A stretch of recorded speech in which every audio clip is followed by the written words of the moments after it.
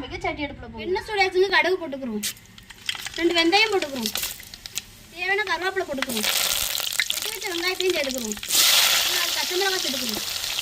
வெங்காயம் பச்சை மிளகாய் வதங்கி வந்துருச்சு. வெட்டி வச்ச தக்காளி சேர்த்துக்கிறோங்க. தக்காளி வெங்காயம் பச்சை மிளகாலாம் வதங்கி வந்துருச்சு. நம்ம மசாலா சேர்த்துக்கிறோம். மஞ்சத்தூள் சேர்த்துக்கிறோங்க. மிளகாத்தூள் சேர்த்துக்கிறோங்க. குழம்பு மசாலா சேர்த்துக்கிறோங்க. சொன்னாங்களே இந்த மசாலையோடய கரைச்சி வச்ச புளியும் சேர்த்துக்கிறோங்க. குழம்பு கொதிச்சு வந்துருச்சு. கொத்தமல்லி வச்சிருக்க மீனை சேர்த்துக்கிறோங்க.